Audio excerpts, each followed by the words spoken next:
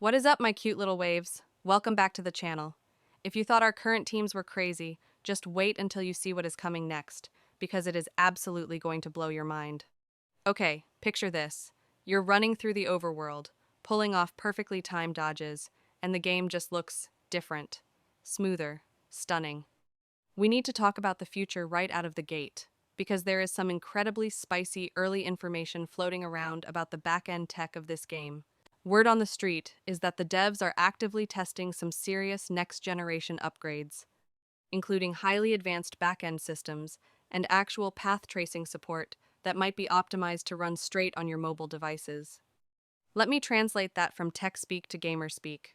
We are looking at a massive overhaul to how lighting and shadows behave in the world, making the environments feel incredibly immersive, all while significantly optimizing GPU usage for the PC players out there.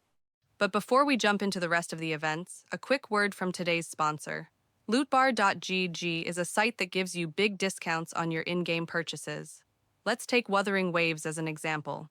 You can actually see the price difference right away when you compare. The process is super simple.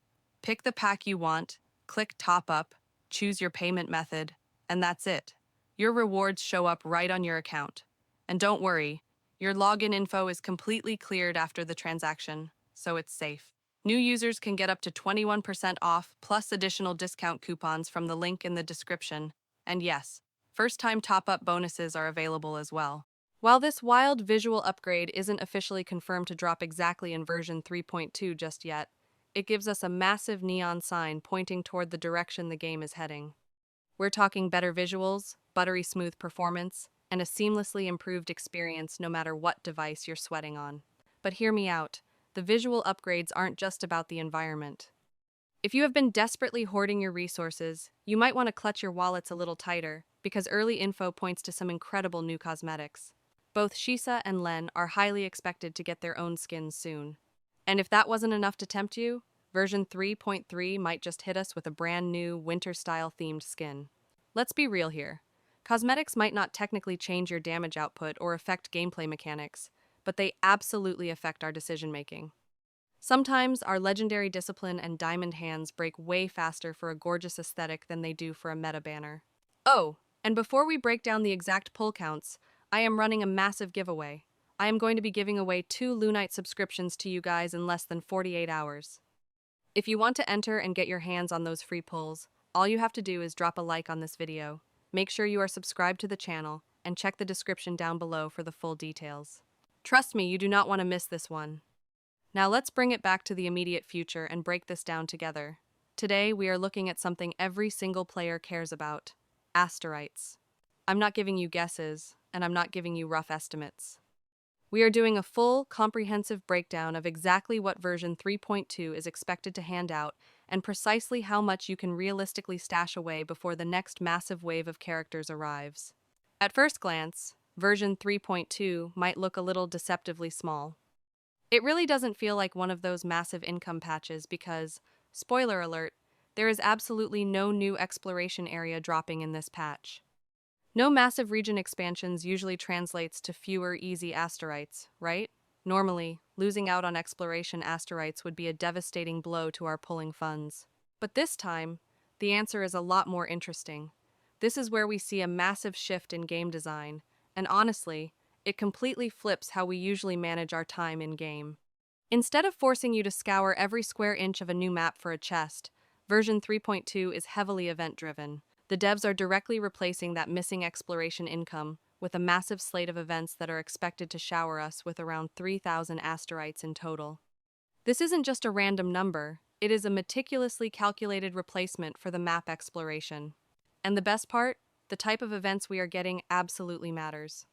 We are looking at the classic, beloved Wuthering Waves structure, a really fun mix of combat challenges, light strategy mechanics, and super engaging objective-based gameplay.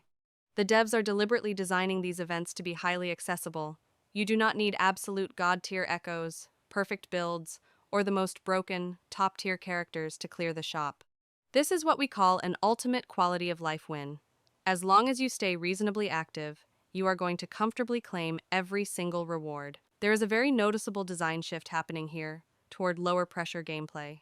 Instead of sweating through pure DPS checks that artificially force power creep, a ton of these new events incorporate mechanics that highly reward smart positioning, clever timing, and simple, split-second decision-making. This means even if your account isn't fully hyper-optimized yet, you're still stepping into the ring and participating comfortably. These event asterites are basically guaranteed. You log in, complete the fun objectives, and secure the bag. No frustrating RNG, no risk, just pure, steady income. So, what does this actually look like when we tally it all up? Let's just rip the band-aid off and look at the final numbers, because they are incredibly clear.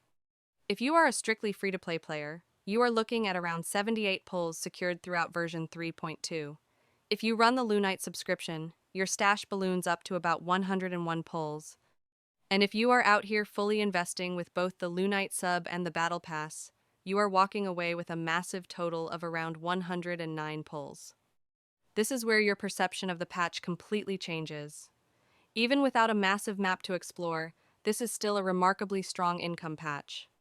It just isn't front-loaded all on day one. It's cleverly spread out across your daily play, those amazing events, the endgame grinds, and consistent system rewards. 78 to 109 pulls is the ultimate wildcard for your account. It is more than enough to completely alter your roster's trajectory, provided you actually have the discipline to hold on to them.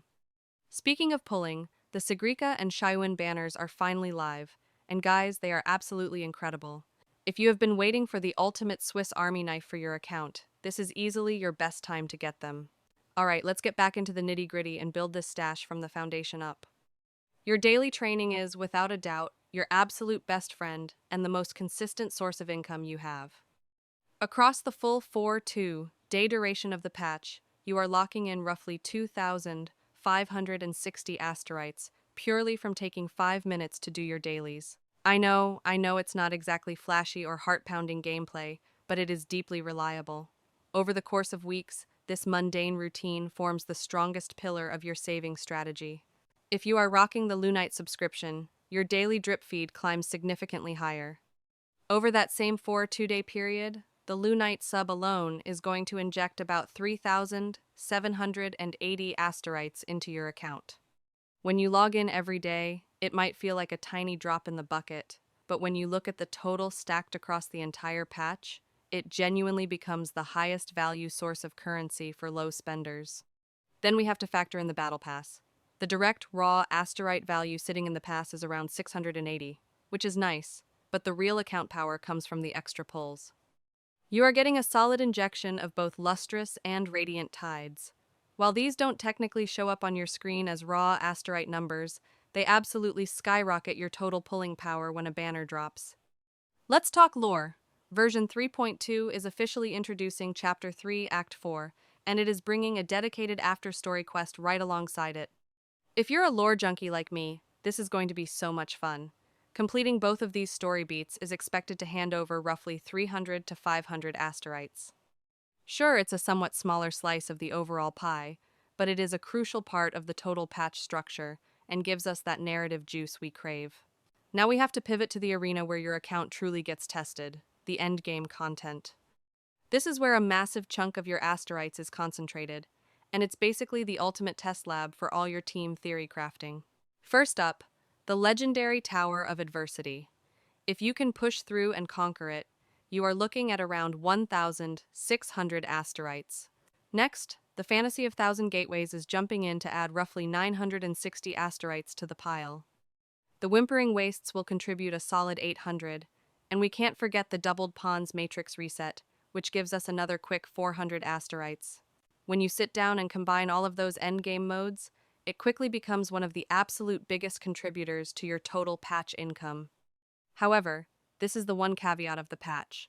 Unlike those highly accessible, low-stress events we talked about earlier, your endgame income strictly depends on your personal account progression and your mechanical ability to clear those stages efficiently.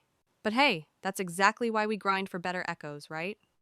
Beyond the big-ticket items, we also have what I like to call the couch cushion. Asterites, those fixed, passive rewards that quietly stack up behind the scenes. Whenever the version update hits, the maintenance compensation drops a cool 300 asterites straight into your mailbox. We usually get some bug fix compensations as well, which happily adds another 300 to the stash. Toss in the usual redemption codes, and that's about 300 more.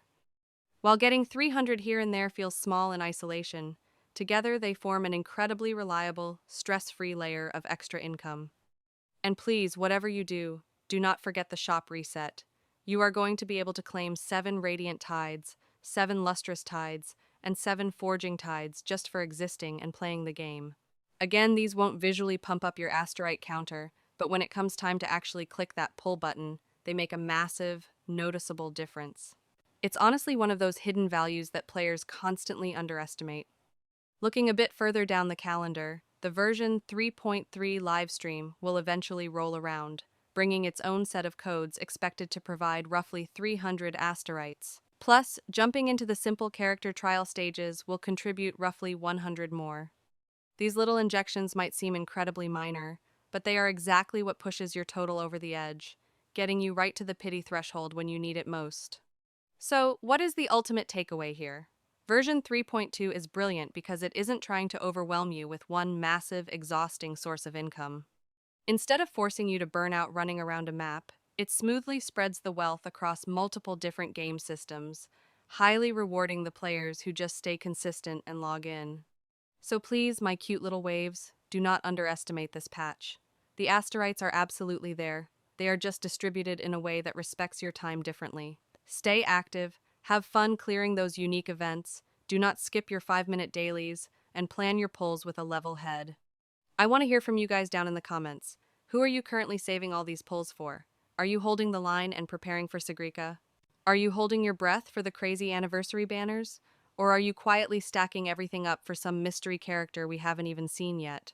Or, let's be honest, are you just pretending to save until a flashy new animation drops and you spend it all on the current banners? Let me know what my little waves are planning. As for me, I'm going to stay a little quiet, but my asterites already have a strict destination in mind.